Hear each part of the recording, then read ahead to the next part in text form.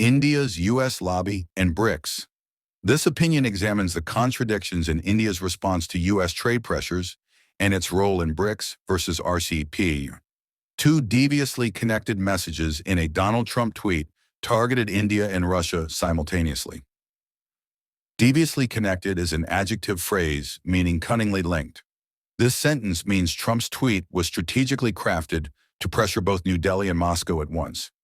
To India, the threat sought to deter Narendra Modi from buying Russian oil with an implicit inducement for him to lean on the U.S. for such help. Deter is a verb meaning discourage or prevent. Implicit inducement is a noun phrase meaning an unstated incentive. This sentence means Trump warned India against Russian oil purchases while dangling U.S. aid as a carrot. A subsequent tweet rejoiced in cultivating robust U.S. ties with Pakistan, thereby rubbing more salt into India's lacerating wound. Rejoiced in is a phrasal verb meaning took pleasure in. Rubbing salt into India's lacerating wound is an idiomatic expression meaning made India's humiliation worse. This sentence means Trump celebrated closer U.S.-Pakistan relations to further embarrass India. To Russia, the threat was more dire and more troubling, even though Indians are full of their own grief, which otherwise should be an occasion to pick up another, more trustworthy date for a life together. Dire is an adjective meaning extremely serious or urgent. This sentence means the warning to Russia was far more severe, even as India nursed its own grievances. For the world's self-proclaimed fourth largest economy, the numbers contradict the story of grief over Trump's tariffs. Self-proclaimed is an adjective meaning claimed by oneself without external validation. Contradict is a verb meaning conflict with. This sentence means India's trade figures don't support its public narrative of suffering under U.S. duties. The wounded stance is intended to mislead the public. Wounded stance is a metaphor likening a posture of outrage to an injury. Mislead is a verb meaning to give a wrong impression. This sentence means India's display of tariff hurt is a deliberate ploy to shape public perception. Figures from the U.S. Trade Representative's Office indicate a more placid truth. U.S. Trade Representative's Office is a federal agency that negotiates America's trade agreements and enforces trade laws. Placid is an adjective meaning calm or peaceful. This sentence means official trade statistics reveal a less dramatic reality. The total India-U.S. goods trade in 2024 was an estimated $129.2 billion. Bilateral trade is a noun phrase meaning commerce between two countries. This straightforward statistic underscores a large volume of bilateral trade. Of these, U.S. goods exports to India were $41.8 billion, up 3.4%, $1.4 billion, from 2023. Exports is a trade jargon term meaning goods sold abroad. This sentence means American shipments to India grew modestly year on year. U.S. goods imports from India totaled $87.4 billion in 2024, up 4.5 PC, $3.7 billion, from 2023. Imports is a trade jargon term meaning goods bought from abroad. This sentence means American purchases of Indian products rose even more significantly. The U.S. goods trade deficit with India was $45.7 billion in 2024, a 5.4 PC increase, $2.4 billion, over 2023. Goods trade deficit is an economic term meaning when imports exceed exports. When this sentence means America's imbalance with India widened in 2024. The main Indian exports were pharmaceuticals, gems and jewelry, textiles and apparel, and organic chemicals. Organic chemicals is a jargon phrase for carbon-based chemical compounds. This list highlights India's key export industries to the U.S. The brouhaha over Trump's scarecrow tariffs is a deliberately exaggerated reaction. Brouhaha is a slang noun meaning a noisy uproar. Scarecrow tariffs is a coined metaphor implying threatening but ineffective duties. This sentence means the outcry against Trump's tariffs is overblown and intended to frighten. And here's why. This colloquial sentence introduces the forthcoming explanation. In November 2020, a few months after returning to power for a second term, the Modi government took a precipitous decision for India against joining the China-backed Regional Comprehensive Economic Partnership. And tuatus, precipitous is an adjective meaning sudden and unwise. Regional Comprehensive Economic Partnership, RCEP, is a multilateral trade agreement among 15 Asia-Pacific economies. This sentence means India abruptly opted out of RCEP, despite broad regional support. Many of China's regular rivals joined, including Japan and Vietnam, but not India. This sentence means India alone among major Asian economies rejected RCEP. Modi's ill-advised decision against the RCEP led to missed opportunities for economic growth, as well as strategic influence in the Indo-Pacific region. Ill-advised is an adjective meaning poorly considered.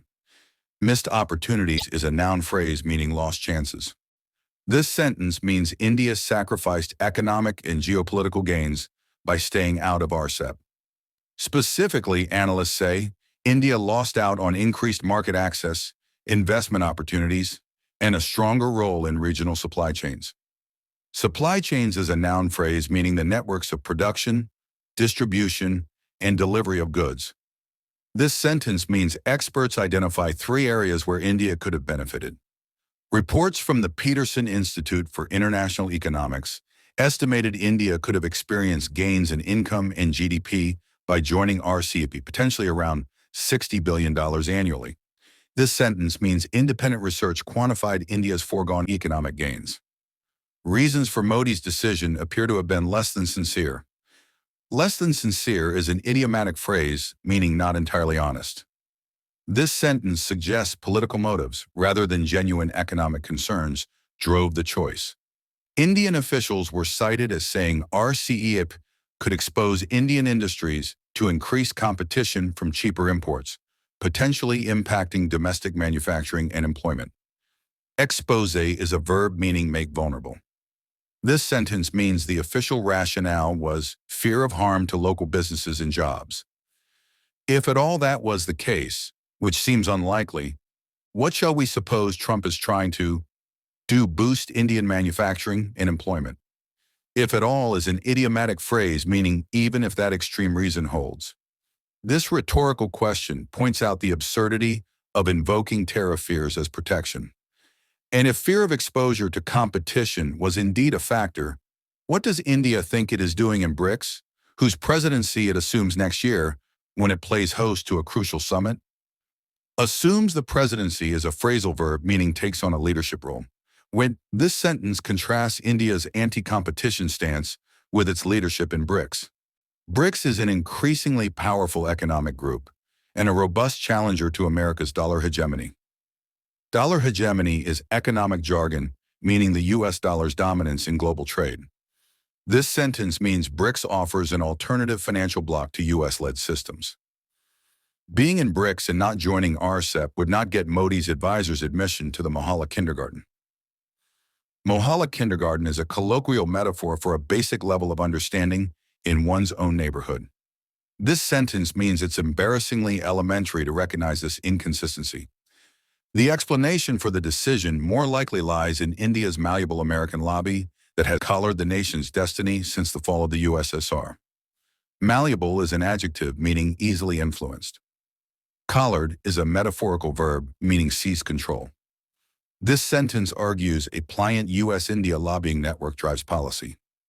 A malleable object is something stubborn, which can endure hammer blows and only change its shape or form, but never break. This ironic definition underlines the lobby's resilience despite pressure. India's American lobby is similarly a supplicant of unwavering faith in its transatlantic deity, come rain or shine. Supplicant is a noun meaning one who asks humbly. Transatlantic deity is a metaphor for the U.S. as an object of veneration. This sentence means the lobby persistently views Washington as infallible. It sees the deity within as the source of its own prosperity and class survival. This sentence means the lobby believes U.S. favor is key to its wealth and status. The lobby's rock-solid loyalty to the U.S. makes it immune to the insults and body blows President Trump has begun to fling at it. Rock solid is a compound adjective meaning utterly firm. Body blows is a metaphor for harsh attacks. This sentence means unwavering devotion shields the lobby from Trump's rhetoric. The deity they swear by and grovel before cannot let them down, the lobby says. Swear by is a phrasal verb meaning trust completely. Grovel before is a phrasal verb meaning show excessive humility. This sentence means the lobby insists U.S. partnership will never fail them. The supplicants witnessed with silent self-recrimination, for example, the chains and the fetters, put on fellow Indians by the mindlessly vicious deity. Self-recrimination is a noun meaning self-blame. Chains and fetters are metaphors for restrictive policies. This sentence means lobbyists watched quietly as U.S. measures harmed Indian individuals. As the horrific scenes played out, the lobby remained unfazed. Played out is a phrasal verb meaning occurred. Unfazed is an adjective meaning not disturbed. This sentence means the lobby did not protest despite visible harm. It is the rule of the temple, after all. What can we do? Chimed a voluble worshiper who has offspring in America singing paeans to the deity. Rule of the temple is a metaphor for unquestioned doctrine. Voluble is an adjective meaning talkative. Paeans is a noun meaning songs of praise. This sentence means a vocal lobbyist defended compliance as inevitable.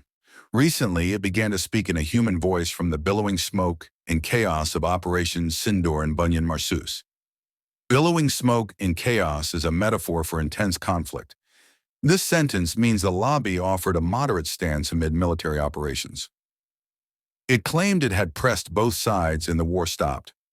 This sentence means the lobby took credit for brokering a ceasefire. The American lobby was in a bind.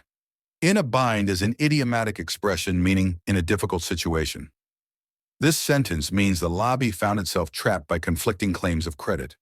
The deity claimed it had won the Peacemaker's Trophy, which would be a help but not a requirement for the Nobel.